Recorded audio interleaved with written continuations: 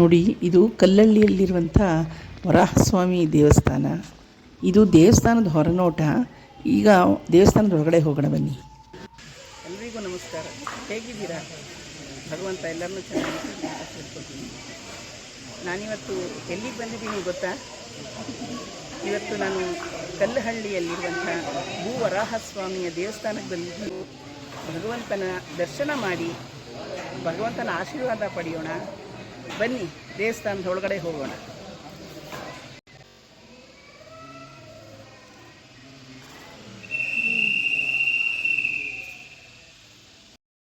ದೇವಸ್ಥಾನದ ಒಳಗೆ ಹೋಗ್ತಾ ಇದ್ದಾಗೇ ಫೋಟೋ ವಿಡಿಯೋ ಏನೂ ತೆಗಿಬಾರ್ದು ಅಂತ ಬೋರ್ಡೇ ಹಾಕ್ಬಿಟ್ಟಿದ್ರು. ಆದರೂ ಧೈರ್ಯ ಮಾಡಿ ನಾನು ಮೊಬೈಲ್ ಒಳಗಡೆ ತೊಗೊಂಡು ಹೋದೆ. ದೇವಸ್ಥಾನದ ಒಳಗಡೆ ಹೋಗ್ತಾ ಇದ್ದಾಗೆ ನಮಗೆ ಕಾಣೋದು ಅಂತಂದರೆ ಹಳೆ ಕಾಲದ ವಿನ್ಯಾಸ ಇರುವಂಥ ದೊಡ್ಡ ದೊಡ್ಡ ಕಲ್ಲಿನ ಕಂಬಗಳು ಮೇಲಿನ ಚಾವಣಿಯನ್ನು ಹೊತ್ತು ನಿಂತ್ಕೊಂಡಿರೋದು ನಮಗೆ ಕಾಣುತ್ತೆ. ದೇವಸ್ಥಾನದ ಪ್ರಾಂಗಣ ಎಲ್ಲ ದಾಟ್ಕೊಂಡು ನಾವು ಮುಂದೆ ಹೋದರೆ ಅಲ್ಲಿ ಗರ್ಭಗುಡಿಗೂ ಮುಂದೆ ಇನ್ನೊಂದು ಸಣ್ಣದಾದಂಥ ಒಂದು ಹಾಲಿದೆ. ಅಲ್ಲಿಂದನೇ ನಾವು ಆ ಭಗವಂತನ ದರ್ಶನ ಮಾಡಬೇಕು. ಆ ಜಾಗದಲ್ಲಾಗಲಿ ಅಥವಾ ಗರ್ಭಗುಡಿ ಒಳಗಡೆ ಆಗಲಿ ಲೈಟ್ ಬೆಳಕಿರಲಿಲ್ಲ. ಒಂದು ದೀಪ ಮಾತ್ರ ಹಚ್ಚಿಟ್ಟಿದ್ರು. ಆ ದೀಪದ ಬೆಳಕಿನಲ್ಲೇ ನಾವು ದೇವರನ್ನು ನೋಡಬೇಕಿತ್ತು. ಸಾಲಿಗ್ರಾಮ ಶಿಲೆಯಿಂದ ವಿಗ್ರಹನ ಮಾಡಿರೋದ್ರಿಂದ ಕೃತಕವಾದ ಬೆಳಕುಗಳನ್ನು ಅಲ್ಲಿ ಹಾಕೋದಿಲ್ಲ. ಮತ್ತು ಬರೀ ದೀಪ ಮಾತ್ರ ಹಚ್ಚಿಡ್ತಾರೆ ಅಂತ ಗೊತ್ತಾಯಿತು. ತುಂಬ ಅಪರೂಪವಾದ ಈ ಸಾಲಿಗ್ರಾಮ ಶಿಲೆಯಲ್ಲೇ ಬೆಳಕು ಹೊರಹೊಮ್ಮೋದ್ರಿಂದ ಇಂತಹ ಶಿಲೆಗಳಿಂದ ಮಾಡಿರುವಂಥ ವಿಗ್ರಹಗಳಿರುವ ಗರ್ಭಗುಡಿಗಳಲ್ಲಿ ಸಾಮಾನ್ಯವಾಗಿ ಕೃತಕವಾದ ಬೆಳಕುಗಳನ್ನು ಹಾಕೋದಿಲ್ಲ ಅನ್ನೋ ವಿಷಯ ಗೊತ್ತಾಯಿತು. ಮೊದಲು ಅವರು ನನಗೆ ಗರ್ಭಗುಡಿಯ ವಿಡಿಯೋ ಮಾಡ್ಕೊಳ್ಳೋಕ್ಕೆ ಬಿಟ್ಟಿರಲಿಲ್ಲ. ಆಮೇಲೆ ಸ್ವಲ್ಪ ರಿಕ್ವೆಸ್ಟ್ ಮಾಡ್ಕೊಂಡ್ಮೇಲೆ ಆಯಿತು ಅಂತ ಒಪ್ಪಿಕೊಂಡ್ರು. ಹಾಗಾಗಿ ಆ ಭಗವಂತನ ದರ್ಶನ ನಿಮಗೂ ಮಾಡಿಸೋ ಹಾಗಾಯಿತು. ಸಾಲಿಗ್ರಾಮ ಶಿಲೆ ಗೌತಮ ಋಷಿ ಕಾಲ ಪ್ರತಿಷ್ಠಾಪನೆ ಆಗಿದೆ. 2500 ವರ್ಷ ಆಗಿದೆ. ಇಲ್ಲಿ ಹೇಮಾವತಿ, ಕಾವೇರಿ, ಲಕ್ಷ್ಮಣ ತೀರ್ಥ 3 ನದಿ ಸೇರುತ್ತೆ. ಹಿಂಭಾಗ ತ್ರಿವೇಣಿ ಸಂಗಮ ಇದೆ, ಅಲ್ಲಿದೆ 3. ಹೇಮಾವತಿ, ಕಾವೇರಿ, ಲಕ್ಷ್ಮಣ ತೀರ್ಥ 3 ನದಿ ಸೇರುತ್ತೆ. ಸಾಲಿಗ್ರಾಮ ಶಿಲೆ ಗೌತಮ ಋಷಿ ಕಾಲ ಪ್ರತಿಷ್ಠಾಪನೆ ಆಗಿದೆ.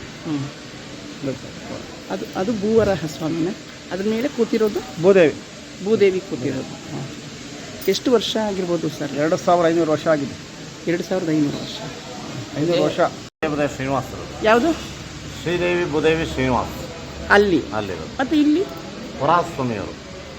ಇವಾಗ ತಿರುಪತಿ ಹೇಗೆ ವರಾಹಸ್ವಾಮಿ ದರ್ಶನ ಮಾಡಿ ಅನಂತರ ಶ್ರೀದೇವಿ ಭೂದೇವಿ ಶ್ರೀನಿವಾಸ ದರ್ಶನ ಮಾಡಬೇಕು, ಆ ಥರ ಇಲ್ಲೂ ಹಾಗೆ ಮಾಡಿದಾರೆ.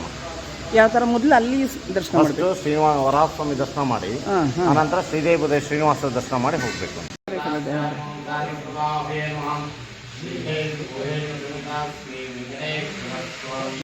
ವರಾಹಸ್ವಾಮಿ ದೇವಸ್ಥಾನದ ಎದುರುಗಡೆ ಬಲಭಾಗದಲ್ಲಿ ಶ್ರೀನಿವಾಸ, ಭೂದೇವಿ, ಶ್ರೀದೇವಿಯರು ಇರುವಂಥ ಒಂದು ಪುಟ್ಟ ದೇವಸ್ಥಾನ ಇದೆ.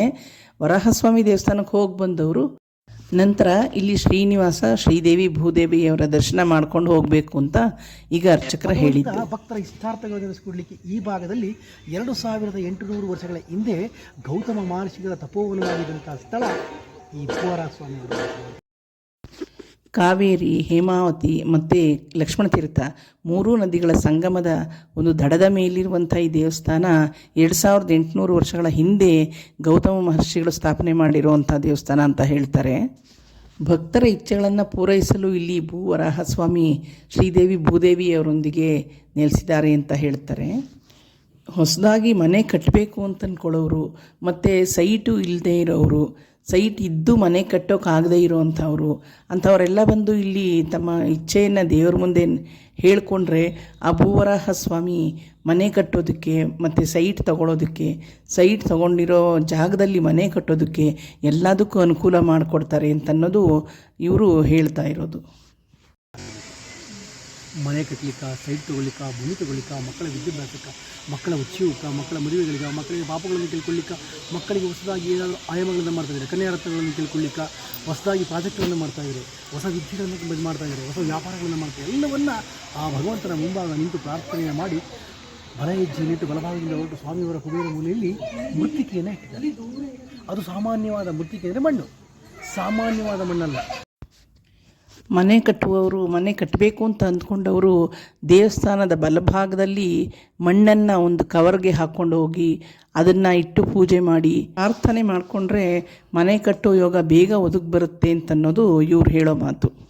ಹಾಗೆ ಈಗಾಗಲೇ ಹೊಸದಾಗಿ ಮನೆ ಕಟ್ಟೋಕ್ಕೆ ಪ್ರಾರಂಭ ಮಾಡಿರೋರು ಇಲ್ಲಿಂದ ಪೂಜೆ ಮಾಡಿರುವಂಥ 2 ಇಟ್ಟಿಗೆಗಳನ್ನು ತೊಗೊಂಡು ಹೋಗ್ತಾರೆ.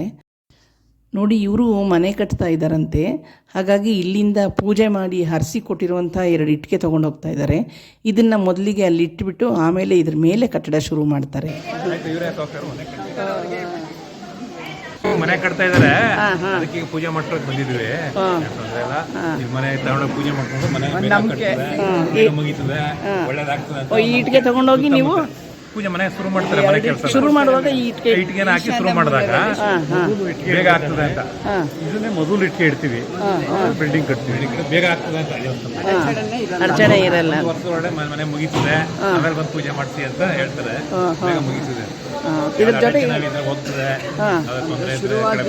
ಕೊನೆವರೆಗೆ ಯಾವುದೇ ಅಡಚಣೆ ಇರಲ್ಲ. ಅದು ನಮಗೆ ಮೇನ್ ಅಷ್ಟೇ. ಇದು ಇಟ್ಟಿಗೆ ಜೊತೆ ಬೇರೆ ಇನ್ನೇನಾದ್ರು ಕೊಡ್ತಾರೆ? ಕೊಟ್ಟಿಲ್ಲ. ಇಡಿಕೆ ಒಂದು ಅಲ್ಲಿಗೆ ಹೋಗೋ ಈಶಾನ್ಯ ಮೂಲೆಗೆ ಹೋಗುತ್ತೆ, ಇನ್ನೊಂದು ಎದುರುಗಡೆ ಇದೆ ನೋಡಿ. ಒಂದು ಇಟ್ಬಿಡ್ತಾರೆ, ಒಂದು ತಗೊಂಡೋಗ್ತಾರೆ ಮನೆಗೆ. ಒಂದು ಇಟ್ಟಿಗೆ ಅಲ್ಲಿ ಇಡೋದಾ? ಪೂಜೆ ಮಾಡ್ತಾರೆ, ಒಂದು ಅಲ್ಲಿ ಇಡ್ತಾರೆ, ಮನೆಗೆ ತಗೊಂಡು ಸರಿ ಸರಿ ಸರಿ. ಬಂದು ಮಾಡ್ತಾರೆ. ನೀವು ಎಲ್ಲಿಂದ ಬಂದಿರೋದು ಸರ್? ಮೈಸೂರು. ಮನೆ ಕಟ್ಟಬೇಕು ಅಂತ ಪ್ರಾರ್ಥನೆ ಮಾಡಿಕೊಂಡು ದೇವರಿಗೆ ಹರಕೆ ಕಟ್ಕೊಂಡು ನೋಡಿ, ಹೀಗೆ ಕಲ್ಲುಗಳನ್ನೆಲ್ಲ ಜೋಡಿಸ್ಬಿಟ್ಟು ಹೋಗಿದ್ದಾರೆ. ಹೀಗೆ ಕಲ್ಲು ಜೋಡಿಸ್ಬಿಟ್ಟು ಹೋದರೆ ಬೇಗ ಮನೆ ಕಟ್ಟೋಕ್ಕಾಗತ್ತೆ ಅನ್ನೋದು ಜನರ ನಂಬಿಕೆ, ಭಕ್ತರ ನಂಬಿಕೆ. ಈ ವಿಡಿಯೋ ನೋಡ್ತಾ ಇರುವಂಥ ಯಾರಾದರೂ ಮನೆ ಕಟ್ಟಬೇಕು ಅಂತ ಇಚ್ಛಿಸಿದ್ದಲ್ಲಿ ಅವರು ಮನೆ ಪ್ರಾರಂಭ ಮಾಡ್ತಾ ಇದ್ದರೆ ಇಲ್ಲಿ ಬಂದು ಪೂಜೆ ಮಾಡಿ ಹರಿಸಿ ಕೊಡುವಂತಹ ಇಟ್ಟಿಗೆಗಳನ್ನು ತೊಗೊಂಡು ಹೋಗಿ ನೀವು ಕಟ್ಟಡ ಶುರು ಮಾಡಿದ್ರೆ ಕಟ್ಟಡ ಬೇಗನೆ ಯಾವುದೇ ಅಡಚಣೆಗಳಿಲ್ಲದೆ ಸುಲಲಿತವಾಗಿ ಮನೆ ಕಟ್ಟಲು ಆ ಭೂವರಾಹಸ್ವಾಮಿ ಅನುಕೂಲ ಮಾಡಿಕೊಡ್ತಾರೆ ಅಂತ ಹೇಳ್ತಾರೆ. ಹಾಗೆ ಸೈಟ್ ಇದ್ದು ಮನೆ ಕಟ್ಟೋಕ್ಕಾಗದೇ ಇರೋವಂಥವರು ಅಥವಾ ಸೈಟು ಇನ್ನೂ ತಗೊಳ್ಳದೇ ಇರೋವಂಥವರು ಎಲ್ಲರೂ ಇಲ್ಲಿ ದೇವಸ್ಥಾನದ ಬಲಭಾಗದಲ್ಲಿ ಇರುವಂಥ ಮೃತ್ತಿಕೆ ಅಂದರೆ ಮಣ್ಣನ್ನು ಸ್ವಲ್ಪ ತೊಗೊಂಡು ಹೋಗಿ ಮನೇಲಿಟ್ಟು ಪೂಜೆ ಮಾಡಿದ್ರೆ ನಿಮಗೆ ಮನೆ ಕಟ್ಟುವಂಥ ಯೋಗ, ಸೈಟ್ ತೊಗೊಳ್ಳೋ ಅಂಥ ಯೋಗ ಒದಗಿ ಬರುತ್ತೆ ಅಂತಂದ್ಬಿಟ್ಟು ಇಲ್ಲಿ ಹೇಳ್ತಾರೆ. ಮತ್ತು ಇಲ್ಲಿ ಊಟ ವ್ಯವಸ್ಥೆ ಏನಾದರೂ ಇದೆಯಾ ಸರ್? ಹಾಂ, ಬೆಳಗ್ಗೆ 10 ರಾತ್ರಿ 7 ಗಂಟೆವರೆಗೆ. ಇದು ಮೈಸೂರಿಂದ ಎಷ್ಟು ಕಿಲೋಮೀಟರ್ ಆಗುತ್ತೆ ಸರ್? ಇದು 45 ಕಿಲೋಮೀಟರ್ ಆಗುತ್ತೆ ಮೈಸೂರಿಂದ. ಬೆಂಗಳೂರಿಂದ ಬರೋರಿಗೆ ಬೆಂಗಳೂರಿನ 150 ಕಿಲೋಮೀಟರ್ ಆಗುತ್ತೆ. 150 ಕಿಲೋಮೀಟರ್. ಯಾವ ಮಾರ್ಗ ಬರೋದು ಮೈಸೂರಿಂದ ಬರೋವ್ರಿಗೆ? ಮೈಸೂರಿಂದ ಬಂದರೆ KRS ಮಾರ್ಗ ಬರ್ಬೇಕು ಇಲ್ಲಿಗೆ. KRS ಈ ಕಡೆ ಬನ್ನಂಗಾಡಿ ಈ ಕಡೆ ರೂಟಲ್ಲಿ ಬರಬೇಕು. ಬ್ಯಾಂಗ್ಳೂರಿಗೆ ಬಂದರೆ ಹೈವೇ ರೋಡಲ್ಲಿ ಬಂದು ಮಂಡ್ಯದಿಂದ ಪಾಂಡವಪುರ ಈ ಕಡೆ ಬರ್ಬೋದು. ಈ ದೇವಸ್ಥಾನಕ್ಕೆ ಬರಬೇಕು ಅಂತ ಯಾರಾದರೂ ಇಚ್ಛಿಸಿದರೆ ಈ ದೇವಸ್ಥಾನದ ಪೂರ್ಣ ವಿಳಾಸವನ್ನು ನಾನು ಡಿಸ್ಕ್ರಿಪ್ಷನ್ನಲ್ಲಿ ಕೊಟ್ಟಿದ್ದೀನಿ, ದಯವಿಟ್ಟು ಅದನ್ನು ನೋಡಿ. ಈ ವಿಡಿಯೋ ಬಗ್ಗೆ ನಿಮಗೆ ಏನನ್ನಿಸ್ತು ಅಂತ ಕಮೆಂಟ್ ಬಾಕ್ಸ್ನಲ್ಲಿ ತಿಳಿಸ್ತೀರಾ ಅಲ್ಲ? ಮುಂದಿನ ವಿಡಿಯೋದಲ್ಲಿ ಸಿಗೋಣ. ಎಲ್ರಿಗೂ ಒಳ್ಳೆಯದಾಗಲಿ. ನಮಸ್ಕಾರ.